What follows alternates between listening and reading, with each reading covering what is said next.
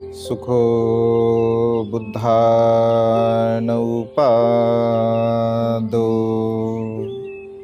सुखा सद्धम्मदेशना सुखा संघस्स सामग्गी समग्गानं तपो सुखो। विश्ववंदनीय विश्व शांतिदूत प्रज्ञाशील समाधीचे उद्गाता महान करुणावान करुणेचा सागर तथागत सम्यक संबुद्ध तथागतांचा पावन पवित्र सद्धम्म त्या सद्धम्माचा सातत्याने प्रचार आणि प्रसार करणारा सदा पूजनीय भिक्खू संघ बुद्ध धम्म आणि संघ या महान तीन रत्नाची आम्हा सर्वांना माहिती करून देणारे आम्हा सर्वांचे आधारस्तंभ भारतीय घटनेचे शिल्पकार बोधिसत्व गुणपेतंग डॉक्टर बाबासाहेब आंबेडकर यांच्या धम्मक्रांतीमध्ये संपूर्ण जीवन समर्पित करतो। आज या मंगलमय प्रसंगी भगवान बुद्ध आणि त्यांचा धम्म या ग्रंथाचं आपण वाचन विश्लेषण करत आहोत। कालच्या धम्मदेशनेमध्ये आपण स्वतःवरती आत्मविजय कशा प्रकारे प्राप्त करावा, स्वतःवरती आत्मविजय प्राप्त करणे हा खऱ्या अर्थाने विजय आहे अशा प्रकारे भगवंतांनी म्हटलं। काल हा अत्यंत महत्त्वपूर्ण असा भाग आपण बघितला। आज आपण बघत आहोत प्रज्ञा ज्ञान आणि सत्संगती, म्हणजे मनुष्याने प्रज्ञा कशा प्रकारे आपल्या जीवनामध्ये प्राप्त करावी, न्याययुक्त अवस्थेने मनुष्याने कशा प्रकारे जीवन जगावं आणि मनुष्याची जी संगती आहे, जे सोबती कोणत्या मनुष्यांसोबत आपण संगती करावी या संदर्भामध्ये आजची देशना आपण श्रवण करणार आहोत। बुद्धिवान व्हा, न्यायी व्हा आणि ससंगती धरा हा बौद्ध जीवन मार्ग आहे। भगवंत असे म्हणतात की आपण बुद्धिवान बनलं पाहिजे, आपण ज्ञानी बनलं पाहिजे, कारण प्रज्ञावान बनणे हा मनुष्याच्या जीवनातील एक सर्वश्रेष्ठ असं अंग आहे। कारण आपण जर बुद्धिवान असेल, ज्ञानी असेल, प्रज्ञावान असेल तर आपल्या मनातील जे अज्ञान आहे, जे अंधकार आहे याला पूर्णपणे आपण नष्ट करू शकतो आणि त्यामुळे न्याययुक्त मार्गाने आपण सदा सर्व काळ जीवन जगण्याचा म्हणजे प्रयत्न केला पाहिजे आणि संसारामध्ये जीवन जगत असताना चांगल्या प्रकारच्या लोकांसोबत आपला सहवास असला पाहिजे। आपली संगती ही चांगल्या प्रकारच्या व्यक्तींसोबत असली पाहिजे। मूर्खांचा सहवास हा आपल्याला दुःखकारक असतो, दुःख देणारा असतो, त्यामुळे सज्जन लोकांशी, चांगल्या लोकांशी आपण संगती केली पाहिजे, हा बौद्ध जीवन मार्ग आहे अशा पद्धतीने भगवंताने या भागामध्ये विश्लेषण केलेलं आहे। जो मनुष्य काय वर्ज करावे हे तुम्हाला दाखवतो, जो तुमच्या दोषाबद्दल तुम्हाला ताडकन करतो आणि जो बुद्धिमान आहे अशा माणसाच्या मागून ज्याप्रमाणे गुप्तधन दाखवणाऱ्या माणसामागून तुम्ही जाता त्याप्रमाणे तुम्ही जात राहा। अशा सत्पुरुषांचे अनुयायित्व हे तुमचे वाईट करणार नाही, ते भलेच करेल। संसारामध्ये अनेक प्रकारच्या व्यक्तींसोबत आपला सहवास असतो आणि त्यामुळे भगवंत असे म्हणतात की जो मनुष्य ज्या काही गोष्टी वर्ज करण्यासारख्या असतात, म्हणजे ज्या काही गोष्टी सोडून देण्यासारख्या असतात, अशा प्रकारच्या गोष्टींना सदा सर्व काळ सोडून दिलं पाहिजे अशा प्रकारे जो व्यक्ती आपल्याला दाखवतो, आपल्याला समजून सांगत असतो। आपल्या दोषाबद्दल आपण जर दोषपूर्ण जीवन जगत असेल, आपण जर वाईट मार्गाने जीवन जगत असेल तर तो सरळ सरळ आपल्या तोंडावरती बोलत असतो।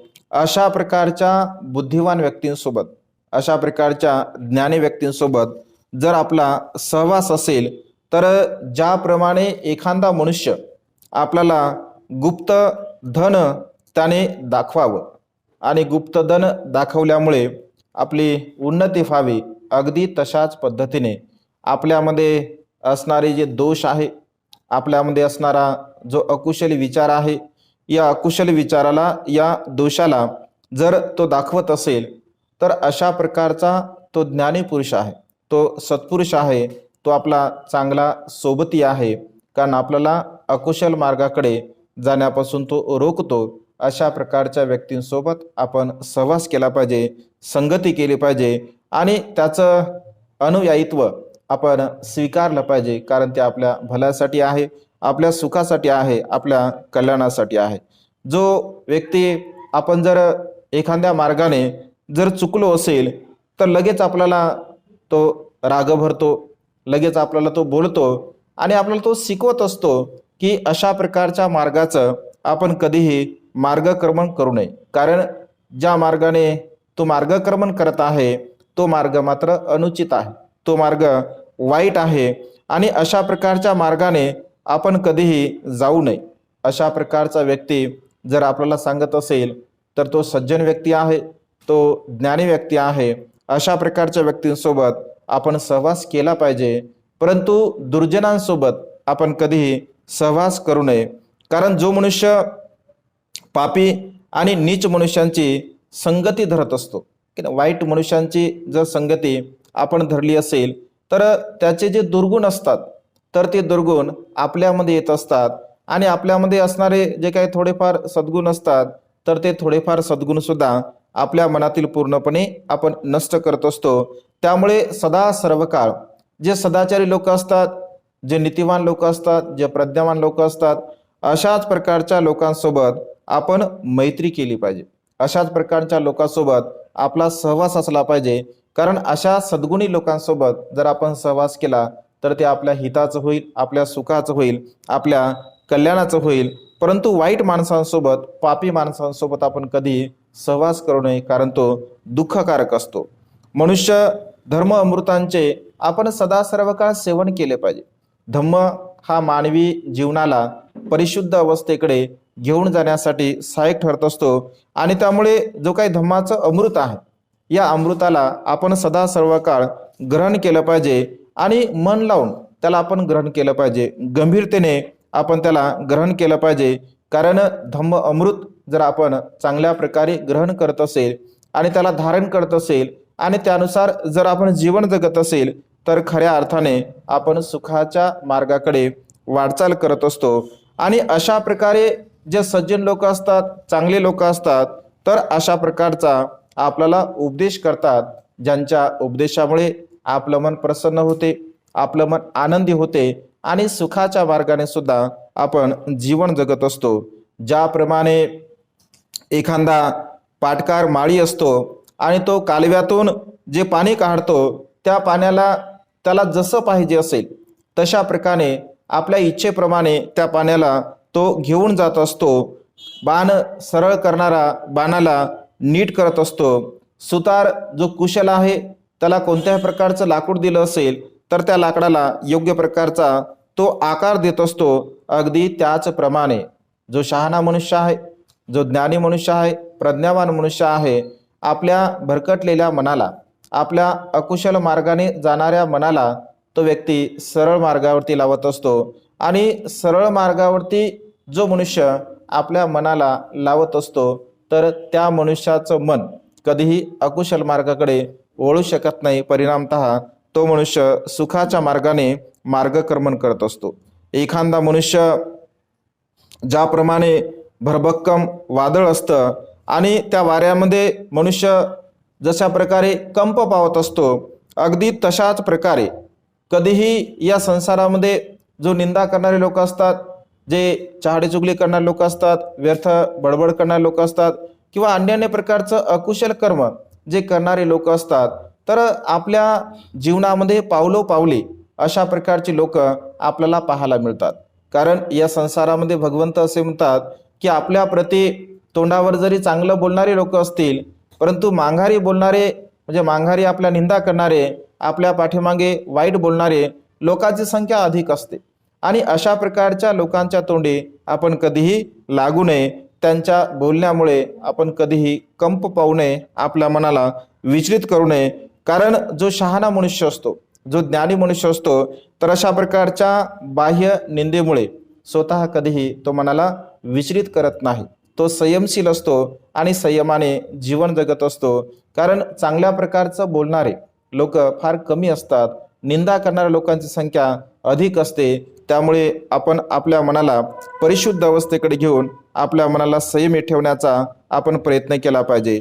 जो मनुष्य निष्कलंक आहे, शांत स्वभावाचा आहे आणि धम्मश्रवणामध्ये सतत आपल्या मनाला तो वळवत असतो, अशा प्रकारचा मनुष्य जो शांत स्वभावाचा आहे, आपल्या मनाला ज्याने शांत केला आहे, आपल्या शरीराला ज्याने शांत केला आहे, आपल्या वाणीवरती ज्यांचा संयम आहे, अशा प्रकारचा मनुष्य सदा सर्व काळ धम्म श्रवण करण्यामध्ये आपल्या जीवनाचा वेळ घालवत असतो.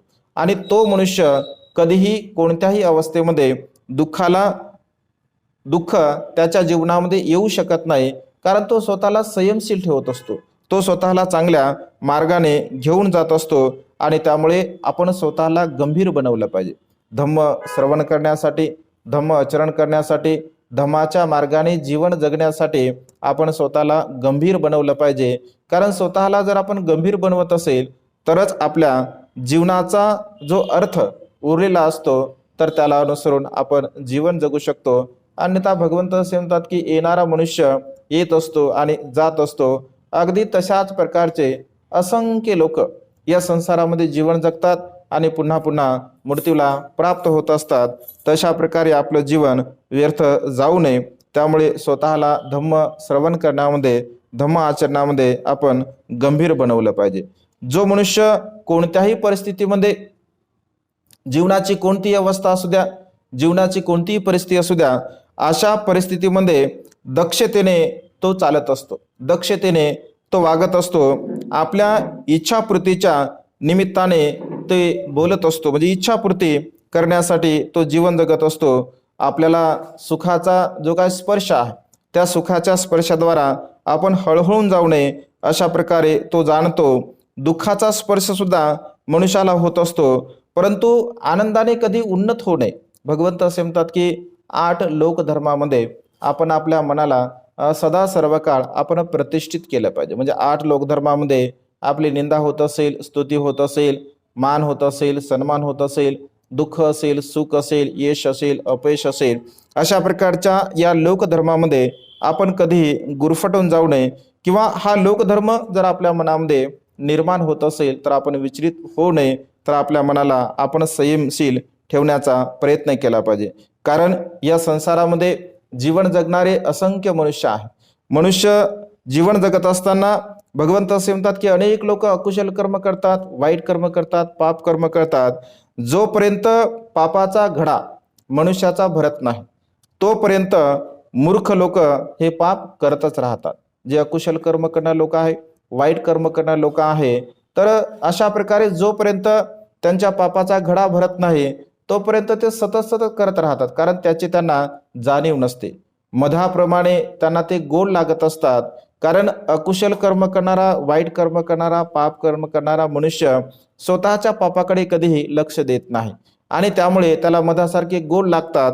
परंतु जेव्हा ते पाप कर्म परिपक्व होतात, ते पाप कर्म आपल्या परिणाम देण्यासाठी तयार असतात, तेव्हा मूर्ख मनुष्य रडव्या चेहऱ्याने, दुःखाने, कष्टाने त्याचे परिणाम भोगत असतो. कारण कर्म हे संसारामध्ये कोणालाही सोडत नाही. त्यामुळे अशा प्रकारे जीवन जगणारा मनुष्य नेहमी दुःखामध्ये पडत असतो.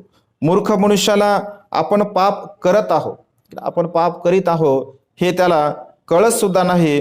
परंतु दुष्ट मनुष्य मात्र आपल्याच दुष्कृत्याने तो अग्नी ज्याप्रमाणे जळत असते, अगदी तशाच प्रकारे तो सुद्धा जळत असतो. कारण तो स्वतःच्या कर्मावरती कधीही लक्ष देत नाही. स्वतः कुशल कर्म करत असतो, स्वतः वाईट कर्म करत असतो, पाप कर्म करत असतो आणि त्यामुळे स्वतः पाप कर्म करत असल्यामुळे आपण हे अकुशल कर्म करत आहोत, आपण हे वाईट कर्म करत आहोत, अशा प्रकारची भावना त्याच्या मनामध्ये कधीही निर्माणच होत नाही. त्याला असं वाटतं मी जे काही करत आहे ते मात्र चांगलंच कर्म आहे, ते कुशलच कर्म आहे, ते योग्यच कर्म आहे. कारण मनामध्ये राग असतो, मनामध्ये द्वेष असतो, मनामध्ये मोह असतो, मीपणा असतो, अहमपणा असतो, गर्व असतो आणि या अकुशल कर्मामुळे चांगले विचार, चांगले सद्गुण त्याच्या मनामध्ये निर्माण होतच नाही आणि परिणामतः त्याला असं वाटतं की मी जे काही जीवन जगत आहे ते मात्र सन्मार्गाने मी जीवन जगत आहे, चांगल्या मार्गाने जीवन जगत आहे, आणि तो मनुष्य सदा सर्व काळ अशा प्रकारचे अकुशल कर्म करून, वाईट कर्म करून दुःखाला प्राप्त होत असतो. भगवंत असे म्हणतात की जो मनुष्य दीर्घ उद्योगाने जागी असतो, म्हणजे प्रदीर्घ जो मनुष्य जागी असतो, कधी कधी मनुष्याला भगवंत असे म्हणतात की आपल्या अकुशल कर्मामुळे, आपल्या वाईट कर्मामुळे, आपल्या पाप कर्मामुळे मनुष्याला कधी कधी झोप लागत नाही. रात्रभर मनुष्य तो झोपू शकत नाही. का? कारण त्याच्या मनामध्ये अनेक प्रकारचे विकार उत्पन्न होतात, अनेक प्रकारचे अकुशल विचार त्यांच्या चित्तामध्ये उत्पन्न होत असतात, आणि त्यामुळे तो रात्रभर झोपू शकत नाही. एखादा थकलेला जर मनुष्य असेल तर थकलेल्या मनुष्याला आपण थोडा वेळ जरी चालत असेल तर त्याला असं वाटतं की फार दूरपर्यंत आपण चालत आलो आहोत, फार दूरपर्यंत आपण जात आहोत, कारण तो थकलेला असतो. थकलेल्या मनुष्याला मैलचा पल्ला सुद्धा फार लांब वाटतो, फार दूर वाटत असतो. भगवंत असे म्हणतात की जो मूर्ख मनुष्य आहे, जो मूर्ख मनुष्य आहे, जो अज्ञानी मनुष्य आहे, तर अशा प्रकारच्या अज्ञानी मनुष्याला हे जीवन सुद्धा फार प्रदीर्घ वाटत असते, आणि हे जीवन तो दुःखपूर्ण अवस्थेने जगत असतो. कारण अशा प्रकारच्या अकुशल कर्मामध्ये त्याचं मन रमत असते, आणि त्याच अकुशल कर्माला तो सदा सर्व काळ धारण करत असतो. जीवन प्रवासाला स्वतःहून श्रेष्ठ किंवा स्वतःच्या योग्यतेचा पुरुष भेटला नाही तर त्याने निग्रहाने, एकटेपणाने प्रवास करावा. या संसारामध्ये अनेक लोक अनेक प्रकारच्या मार्गाने जीवन जगत असतात. सहवास हा अत्यंत महत्त्वपूर्ण आहे असं भगवंतांनी म्हटलं आहे. एखाद्या मनुष्याला जर चांगल्या प्रकारचा सोबती, चांगल्या प्रकारचा संगती जर नाही मिळाला तर भगवंत असे म्हणतात की एकट्याने आपण आपल्या जीवनामध्ये प्रवास करावा. कारण मूर्खांचा सहवास हा शेवटी आपल्याला दुःखकारक असतो. मूर्खांचा सहवास शेवटी आपल्याला दुःख देणारा असतो, आणि त्यामुळे चांगल्या प्रकारचा व्यक्ती, चांगल्या प्रकारचा सोबती जर आपल्याला मिळाला नाही तर आपण एकट्याने जीवन जगावे. कारण एकट्याने जीवन जगणे सुद्धा हे सुखकारक आहे. संसारामध्ये असंख्य मनुष्य वेगवेगळ्या प्रकारचा विचार करून अशा प्रकारे मी, माझं आणि माझ्यासाठी अशा प्रकारच्या मिथ्या संकल्पनेमध्ये राहून जीवन जगत असतात. आणि मी, ही माझी संपत्ती आहे, ही माझी दौलत आहे, हे माझे पुत्र आहे, हा माझा वारसा आहे, या संपत्तीचा स्वामी आहे. अशा प्रकारे मनुष्य जे अज्ञानी असतात, मूर्ख असतात, ते विचार करतात. भगवंत असे म्हणतात की अथाई अतोनातो कोई नाथो परुषिया. जर मनुष्य स्वतःचा मनुष्य नाही आहे तर मग आपली संपत्ती कुठली, आपले पुत्र कुठले, आपले माता पिता कुठले, किंवा ज्याला आपण मी, माझं आणि माझ्यासाठी असं म्हणत असतो, परंतु स्वभावतः व्यवहारामध्ये जेव्हा आपण बघतो तर ते आपलं काहीही नसतं. या निसर्गामध्ये आपण जन्मास जेव्हा येतो तेव्हा आपलं असं सोबत काहीच आणत नाही, आणि जेव्हा आपण मृत्यूला प्राप्त होत असतो तेव्हा आपलं असं म्हणून आपण काही सोबत नेत नाही. परंतु जो मनुष्य मूर्ख आहे, जो मनुष्य अज्ञानी आहे, तर माझं माझं अशा प्रकारचं करून तो दुःखामध्ये, कष्टामध्ये जीवन जगत असतो, आणि शेवटी अशाच प्रकारच्या अज्ञानपणामध्ये, मूर्ख अवस्थेमध्ये, तृष्णेमध्ये पडून तो दुःखाला प्राप्त होतो, मृत्यूला प्राप्त होत असतो. ज्याप्रमाणे एखादा मूर्ख मनुष्य स्वतःचा मूर्खपणा ओळखतो त्या प्रमाणात तो शहाणा समजला जातो. एखादा मूर्ख मनुष्य आहे, एखादा अडाणी मनुष्य आहे, आणि त्याला जर समजत असेल की मी मूर्ख आहे, मी अडाणी आहे, तर भगवंत असे म्हणतात की तो शहाणा मनुष्य आहे. कारण कमीत कमी तो स्वतःच्या मूर्खपणाला जाणतो तरी, स्वतःच्या अज्ञानपणाला तो जाणतो तरी. स्वतः एखादा मनुष्य जर चुकी करत असेल आणि चुकी केल्यानंतर तो जर समजत असेल, समजून घेत असेल की बा माझ्याकडून अशा अशा प्रकारची ही चुकी झालेली आहे, हा माझा अपराध आहे, तर भगवंत असे म्हणतात की तो मनुष्य शहाणा आहे. परंतु एखादा मनुष्य मूर्ख असून सुद्धा स्वतःला जर शहाणा समजत असेल तर त्याच्यासारखा मूर्ख या जगामध्ये कोणीही नाही आहे. आणि बहुतांश करून व्यवहारामध्ये आपण पाहत असताना अशाच प्रकारची लोक आपल्याला अधिकतर पाहायला मिळतात. म्हणजे त्यांना स्वतःला सुद्धा माहीत असतं की आपण अज्ञानी आहोत, मूर्ख आहोत, आपण अकुशल कर्म करत आहोत, वाईट कर्म करत आहोत, तरी सुद्धा मात्र दाखवताना मात्र मी खूप शहाणा आहो, मी खूप पंडित आहो, मी खूप विद्वान आहो, ज्ञानी आहो, अशा प्रकारचं दाखवतात. भगवंत असे म्हणतात की तो स्वभावताच मात्र मूर्ख आहे, कारण त्याने स्वतःला तशा प्रकारच्या अवस्थेमध्ये गुरफटून घेतला आहे. आणि अशा प्रकारच्या अवस्थेने जीवन जगणारा मनुष्य कधीही सुखाला प्राप्त करू शकत नाही. परंतु अज्ञानी मनुष्य, मूर्ख मनुष्य जर जाणत असेल की मी मूर्ख आहे, तर तो मात्र शहाणा आहे.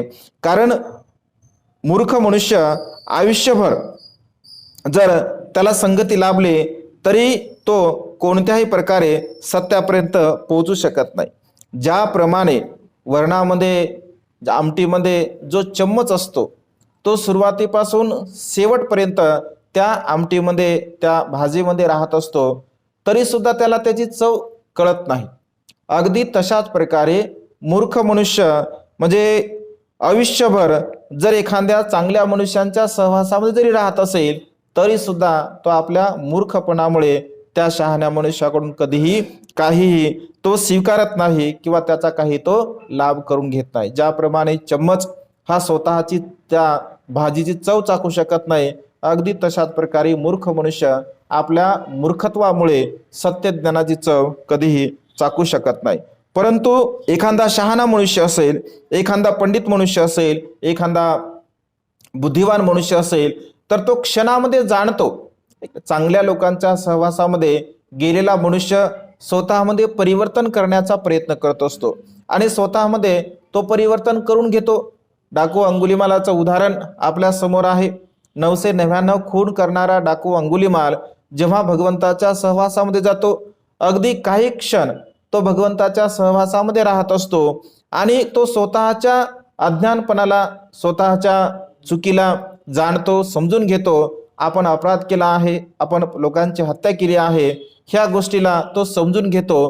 परंतु क्षणामध्ये त्या सर्व प्रकारच्या अकुशल गोष्टीला तो त्यागतो, नष्ट करतो आणि सत्यज्ञानाला प्राप्त करत असतो. म्हणजे शहाण्या मनुष्यांच्या सहवासामध्ये जर एखादा मनुष्य जात असेल आणि तो आपल्या मूर्खत्वाला जर सोडण्याचा प्रयत्न करत असेल, तर तो निश्चित मात्र शहाणा बनू शकतो. अगदी तशाच प्रकारे जिभेवरती जसा आपण एखाद्या पदार्थाचा एक थेंब जरी टाकला असेल, तर क्षणामध्ये जीभ सांगू शकते की त्या पदार्थाची चव काय आहे, तो पदार्थ खारट आहे, तिखट आहे, गोड आहे, कोणत्या प्रकारचा आहे, क्षणामध्ये सांगू शकते. अगदी तशाच प्रकारे ज्ञानी मनुष्य पंडित मनुष्यांच्या सहवासामध्ये स्वतःला बदलून घेणारा मनुष्य जर जात असेल, तर तोही सुद्धा सत्य ज्ञानाला प्राप्त करू शकतो. परंतु काही काही मनुष्य मूर्ख असतात, अज्ञानी असतात, अडाणी असतात. ज्याप्रमाणे देवदत्त हा भगवंताच्या सहवासामध्ये जातो, परंतु स्वतःमध्ये तो बदल करूनच घेत नाही, स्वतःला तो बदलवण्याचा प्रयत्नच करत नाही आणि शेवटी मात्र मृत्यूला प्राप्त होतो. असंख्य लोक व्यवहारामध्ये सुद्धा आपल्याला पाहायला मिळतात. म्हणजे तारुण्यामध्ये सुद्धा भगवंत असे म्हणतात, काही लोक मूर्खपणाने जीवन जगतात, मध्यम वयामध्ये सुद्धा काही लोक मूर्खपणाने जीवन जगतात, म्हातार वृद्धावस्थेमध्ये सुद्धा काही लोक मूर्खपणाने जीवन जगतात. भगवंत असे म्हणतात की जीवनाच्या 3 प्रहरामध्ये, जीवनाचे हे 3 प्रहर भगवंताने सांगितले. पहिल्या प्रहारामध्ये कमीत कमी मनुष्याने धम्माचं आचरण करावं असं भगवंत म्हणतात. जर पहिल्या प्रहारामध्ये जर आपल्याला धम्माचं आचरण नाही करता आलं, तर मध्यम प्रहारामध्ये आपण धम्माचं आचरण करावं.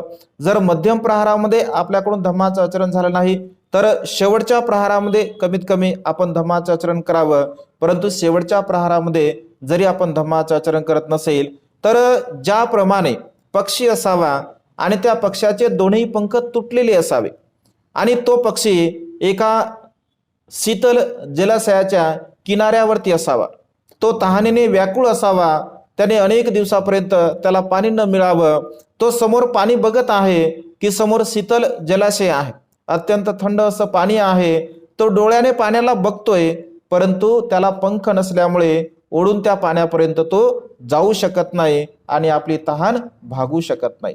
अगदी तशाच प्रकारे या 3ही प्रहारामध्ये जो मनुष्य धम्माचं आचरण करत नसेल, तर केवळ तो धम्माला ऐकतो, धम्माला बघतो, परंतु खऱ्या अर्थाने त्याचं अनुसरण तो करू शकत नाही आणि तशाच प्रकारे तो मृत्यूला प्राप्त होत असतो. अशाच प्रकारचे असंख्य लोक या संसारामध्ये जन्मास येतात आणि मृत्यूला प्राप्त होत असतात. अल्पबुद्धीचे मूर्ख हे स्वतःचे शत्रू असतात, कारण ते दुष्कृत्य करतात आणि त्यांची कटुफळे त्यांनाच चाखावी लागतात. जे अल्पबुद्धीचे लोक आहेत, जे अज्ञानी लोक आहे, तर आपल्या मूर्खपणामुळे मूर्खत्वाचं कार्य करतात, अकुशल कर्म करतात आणि ते अकुशल कर्म केल्यामुळे जेव्हा त्याची फळे त्यांना दुष्कृत्याची फळे भोगावी लागतात, ते मात्र नेहमी कटू असतात, ते नेहमी दुःखकारक असतात, वाईट असतात आणि अशाच प्रकारच्या या दुःखकारक फळाला तो मनुष्य भोगत असतो. ज्या कर्माबद्दल पश्चाताप करावा लागतो आणि ज्यांचे फळ रडत भोगावे लागतात, ते कर्म नीट नाही झाले असे समजावे.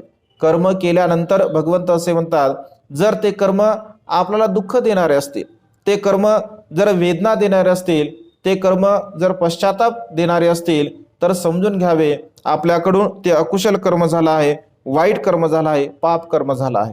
परंतु जे कर्म आपण करतो आणि कर्म केल्यानंतर जर आपल्याला पश्चाताप होत नसेल, आपल्याला दुःख होत नसेल, आपलं मन बेचैन होत नसेल, कष्टी होत नसेल, आपल्या मनाला प्रसन्नता लाभत असेल, आनंद होत असेल, तर समजून घ्यावं की ते कर्म पुण्यकर्म आहे, चांगले कर्म आहे. कारण चांगल्या कर्माचे परिणाम, चांगल्या कर्माचे विपाक हे सदा सर्व काळ चांगल्याच प्रकारचे असतात. जोपर्यंत दुष्कर्माचे फळ भोगावे लागत नाही, तोपर्यंत मूर्खाला ते मधासारखे गोड वाटते. परंतु जे कर्म जेव्हा पतन होते तेव्हा मूर्खाला दुःख भोगावे लागते. आणि भगवंत असे म्हणतात की अशा प्रकारे जो मनुष्य जो मूर्खत्व म्हणजे जे काही दुष्कर्म करतो, वाईट कर्म करतो, तर त्याची फळे त्याला भोगावी लागत असतात. आणि कर्म करताना मनुष्याला मात्र ते सहज आणि सोपे वाटतात, परंतु जेव्हा त्याची फळं येतात तेव्हा मात्र ते अनंत दुःखाला भोगावे लागतात. दुष्कर्म जगप्रसिद्ध झाले की ते दुःखात पर्यवसित होतो आणि ते करणाऱ्या मूर्खांचे सदैव नष्ट होते. फार काय ते त्यांना शिरीचे दही करते. म्हणजे जे काही दुष्कर्म आहे, वाईट कर्म आहे, तर त्या वाईट कर्मामुळे शेवटी मात्र आपल्याला दुःखच भोगावं लागत असते. मूर्खाला खुशाल खोटी प्रसिद्धी, मूर्ख मनुष्याला खुशाल खोटी जी काही प्रसिद्धी आहे ऐका, ती खोटी प्रसिद्धी त्याला आवडत असते. कारण प्रसिद्धी ही मनुष्याच्या जीवनामध्ये अत्यंत घातक आहे असं भगवंतांनी म्हटलं. अनेक लोकांना असं वाटतं की मी ज्ञानामध्ये प्रसिद्ध असलो पाहिजे, मी सौंदर्याने प्रसिद्ध असलो पाहिजे, मी बुद्धिमत्तेने प्रसिद्ध असलो पाहिजे. परंतु भगवंत असे म्हणतात की अशा प्रकारची खोटी जर प्रसिद्धी असेल आणि लोकांमध्ये मला सन्मान मिळाला पाहिजे, लोकांवरती माझं स्वामित्व असलं पाहिजे, लोकांमध्ये मी अग्र असलो पाहिजे, अशा प्रकारची भावना करणारा व्यक्ती सदा सर्व काळ दुःखाला प्राप्त होत असतो. तो दुःख आपल्या जीवनामध्ये निर्माण करत असतो. आणि त्यामुळे भगवंत असे म्हणतात की जर मनुष्याचे केस पिकले म्हणून काही मनुष्य स्वतःला वडील ठरवत असतात, परंतु त्याचे कितीही जरी वय झाले तरी मात्र तो काही त्याचे वय कितीही होऊ द्या, त्याला लोक पोकळ डौलाचा म्हातारा म्हणून ओळखतात. म्हणजे मनुष्याचे जर केस पिकलेले असतील तर तो काय फार ज्ञानी आहे, तो काय फार विद्वान आहे असं नाही आहे. भगवंत असे म्हणतात की त्याचे केस पिकले तर केवळ तो वडील एक म्हातारा आहे, केवळ त्याच्यामध्ये ज्ञान असलंच पाहिजे असं नाही आहे. कारण तो केवळ एक शरीराचा डौलदार असा म्हातारा व्यक्ती आहे, त्याच्यामध्ये कुठल्याही प्रकारचं ज्ञान नाही आहे. जो सत्यवान आहे, जो सद्गुणी आहे, कारुणिक आहे, संयमी आहे, नेमस्त शुद्ध आचरणी आहे आणि शहाणा आहे, त्यालाच लोक वडील समजतात.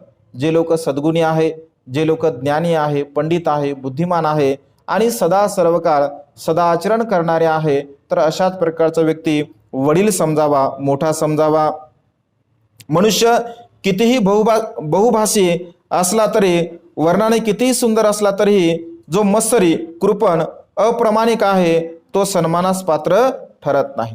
मनुष्य कितीही बहुभाषी म्हणजे अनेक प्रकारचं ज्ञान, अनेक प्रकारच्या भाषा त्या मनुष्याला जर अवगत असतील, दिसण्यासाठी तो कितीही सुंदर असेल, परंतु तो मत्सरी आहे, त्याच्या मनामध्ये कृपण भाव आहे, अप्रामाणिक भाव आहे आणि अकुशल कर्म करणारा आहे, तर अशा प्रकारचा मनुष्य कधीही सन्मानाला प्राप्त होऊ शकत नाही किंवा तो सन्मान प्राप्त करू शकत नाही. ज्यांच्या ठिकाणी हे सर्व दुर्गुण नाहीत, ज्यांचे दुर्गुणांचे अमूलाग्र उच्चाटन झालेले असते, तो दोषमुक्त आणि शहाणा असतो, तो सन्मानीय होय. आणि जो मनुष्य सर्व प्रकारचे दोष आपल्यामधील नष्ट करतो, नाहीसा करतो, तर त्याला सदा सर्व काळ सन्मान प्राप्त होत असतो. जो मनुष्य एखाद्याची गोष्ट हिंसेने तडीस नेतो, जो न्यायी नव्हे, उलट जो सत आणि असत यात भेद करतो, जो स्वतः पंडित असून इतरांना मार्ग दर्शवतो, जो स्वतः धर्मरक्षक असून हिंसेऐवजी बुद्धीने आणि संयमाने मार्गदर्शन करतो, त्यालाच मी न्यायी पुरुष समजतो.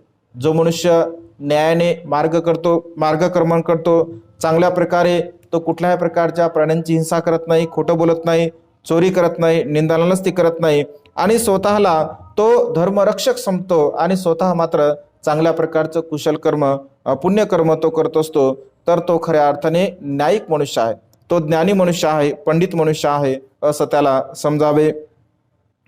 जो फार बोलतो एवढ्यावरूनच कोणी पंडित ठरत नाही. जो क्षमाशील आहे, जो द्वेष आणि भय यापासून मुक्त झाला आहे, तोच खरा पंडित होय.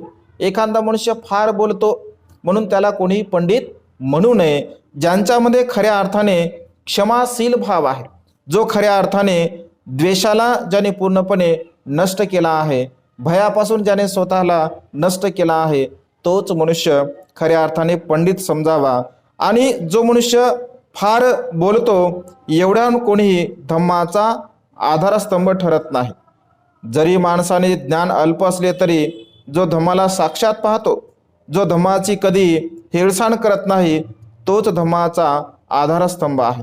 एखादा मनुष्य फार बोलतो म्हणजे तो धम्माचा आधारस्तंभ आहे असं कधीही आपण समजू नये.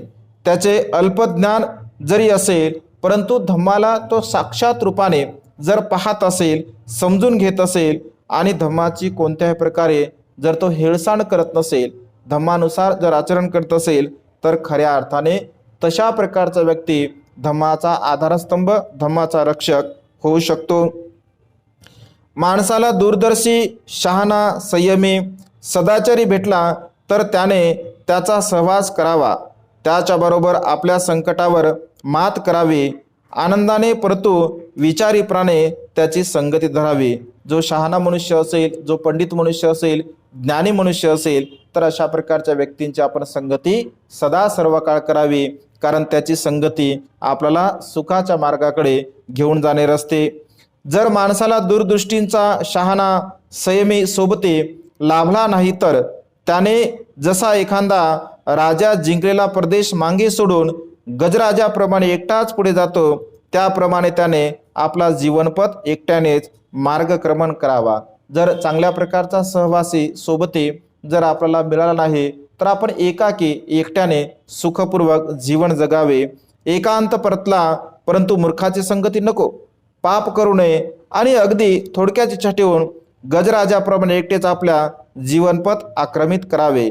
या संसारामध्ये एकांत पत्करावा, एकांत आपण जीवन जगावे, परंतु मूर्खांच्या सहवासामध्ये आपण कधीही राहू नये. आपण कोणत्याही प्रकारचं पाप कर्म करू नये. आपल्या इच्छा आणि आकांक्षा अत्यंत अल्प असाव्या, थोड्या असाव्या. ज्या मनुष्यांच्या थोड्या इच्छा असतात, गजराजाप्रमाणे, हत्तीप्रमाणे थोड्या इच्छा ठेवून आपण जर जीवन जगलो, तर सुखाच्या मार्गाने आपण मार्गक्रमण करू शकतो. प्रसंग जर पडेल तर मित्र सुखदायक आहे, कारण काही असले तरी भोग सामग्री सुखदायक आहे, कारण काही असले तरी सत्कर्म हे सुखदायक आहे. मरणाची घडी जवळ आली असताना सत्कर्म सुखदायक आहे, दुःखाचा त्याग हा सुखदायक आहे. जो मनुष्य चांगला मित्र असेल तर तो आपल्याला सुखदायक वाटत असतो. जर एखादा भोग सामग्री आपल्याकडे असेल तर तीही सुद्धा आपल्याला सुखदायक वाटत असते. आणि अशा प्रकारे आपण जे काही कर्म करत असतो, कायने, वाचेने आणि मनाने आपण कर्म करतो, तर ते कर्म आपल्याला सदा सर्व काळ सुखदायक वाटत असतात. कारण चांगले कर्म हे नेहमी चांगल्या प्रकारचा भाव निर्माण करणारे असतात. त्यामुळे सदा सर्व काळ चांगल्या प्रकारचे कर्म आपण करावे. जगात मातेची अवस्था सुखकर आहे, पित्याची अवस्था सुखकर आहे, श्रमणांची अवस्था सुखकर आहे. माता पिता हे आपल्या जीवनामध्ये सुख देणारे असतात, कारण अनंत असीम असे माता पित्यांचे आपल्यावरती उपकार असतात. श्रमणांची अवस्था सुद्धा सुखकर आहे. समनांच्या दर्शनं भगवंताने असं म्हटलं आहे. त्यामुळे श्रमणांचं दर्शन करणे सुद्धा सुखकारक आहे. जो मनुष्य वार्धक्यातही टिकणारा सद्गुण सुखदायक आहे. म्हणजे जे सद्गुण असतात ते सदा सर्व काळ सुखदायक असतात. तारुण्यपणामध्ये, मध्यम वयामध्ये किंवा म्हातारपणामध्ये सद्गुण हे नेहमी सदा सर्व काळ सुखकारक असतात, कारण त्याची मुळे ही खोलपर्यंत रुजलेली असतात. आपल्या मनामध्ये जर श्रद्धाबल असेल आणि श्रद्धेच्या बलाने जर आपण ज्ञानार्जन करत असेल, म्हणजे ज्ञानाचा संग्रह आपण करत असेल आणि पापाला पूर्णपणे त्यागत असेल, तर अशा प्रकारे पाप त्यागणे, पापाला दूर सारणे हे सुद्धा सुखकारक आहे. आणि त्यामुळे मूर्खांचा सहवास हा दीर्घकाळपर्यंत आपल्याला दुःख देणारा असतो. शत्रूंच्या सोबतीप्रमाणे मूर्खांची सोबत ही दुःखदायक असते. ज्याप्रमाणे शत्रू, ज्याप्रमाणे वैरी याची सावली सुद्धा आपल्याला दुःख देणारी असते, त्याचप्रमाणे मूर्ख सुद्धा आपल्याला दुःख देणारा असतो. आप्तेष्टांच्या भेटीप्रमाणे सत्संगती ही सुखकारक असते. ज्याप्रमाणे आपले जवळचे आप्तेष्ट नातेवाईक आपल्याला भेटल्यानंतर आपल्याला आनंद होत असतो, अगदी तशाच प्रकारे ज्ञानी लोकांच्या संगतीमध्ये, प्रज्ञावान लोकांच्या संगतीमध्ये जेव्हा आपण राहत असतो तर त्यांचा सहवास आपल्याला सुखदायक वाटत असतो आणि त्यामुळे तशाच प्रकारच्या व्यक्तींचा आपण सहवास करावा. म्हणून सदा सर्व काळ माणसाने शहाण्या मनुष्यांसोबत, बुद्धिवान मनुष्यांसोबत, पंडित मनुष्यांसोबत, क्षमाशील, कर्तव्यदक्ष, श्रेष्ठांच्या मार्गाने सदा सर्व काळ जावे. ज्याप्रमाणे चंद्र नक्षत्राच्या मार्गाने जातो, त्याप्रमाणे अशा प्रज्ञावान सुजनांनी अनुयायी आपण सदा सर्व काळ होत राहावे. म्हणजे चांगल्या प्रकारच्या सज्जन व्यक्तींसोबत आपण सहवास करावा, कारण सज्जनांचा सहवास आपल्या जीवनामध्ये सुखकारक असतो. हा डामडोल प्रीती आणि आसक्ती यांच्या भोगांची कास धरू नये. या संसारामध्ये जे काही कास आहे, जे अकुशल कर्माचे आहे, वाईट कर्माचे आहे, आसक्तीचे आहे, भोगाचे आहे, तर अशा प्रकारची कास जर आपण धरत असेल तर आपण दुःखाला प्राप्त होऊ शकतो आणि त्यामुळे आपल्या ठिकाणी कोणत्याही प्रकारचा आनंद येऊ शकत नाही. त्यामुळे या सर्व प्रकारच्या तृष्णेला आपण पूर्णपणे नष्ट केलं पाहिजे, नाहीसं केलं पाहिजे. आंतरिक तळमळीने पंडित जेव्हा अंगच्या गर्वाचा निराश करतो, तेव्हा तो शहाण्याच्या एकाहुणी उंच अशा शिखरावर चढून मूर्खाकडे तुच्छतेने पाहत असतो. दुःखापासून विमुक्त झालेल्या माणसांना पाहतो, त्याचप्रमाणे दुःखात मग्न असलेल्या लोकांकडे पाहत राहत असतो. या संसारामध्ये जे सुखाच्या मार्गाने जाणारी जी लोक असतात तर ती उंच निर्वाणगामी शिखरावरती जात असतात, सुखाच्या मार्गावरती जात असतात.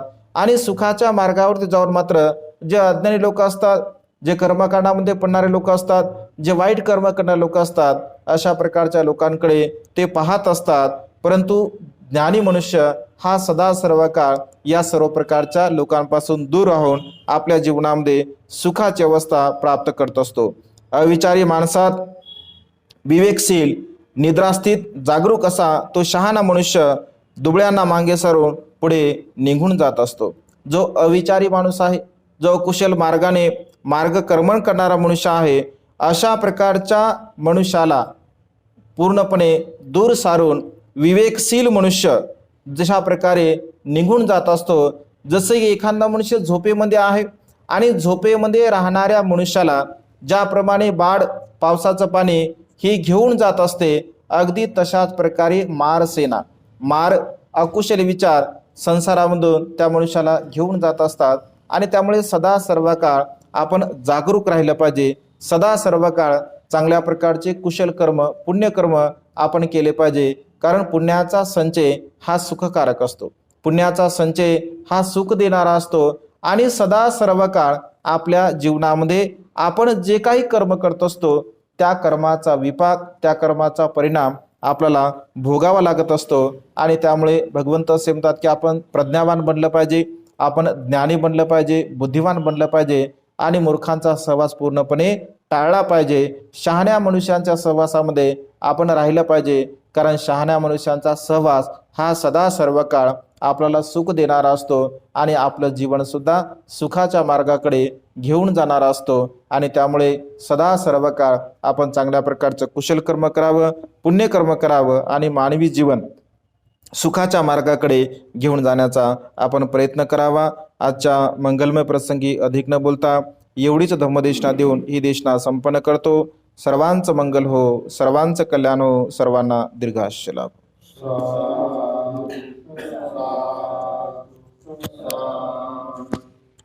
साधु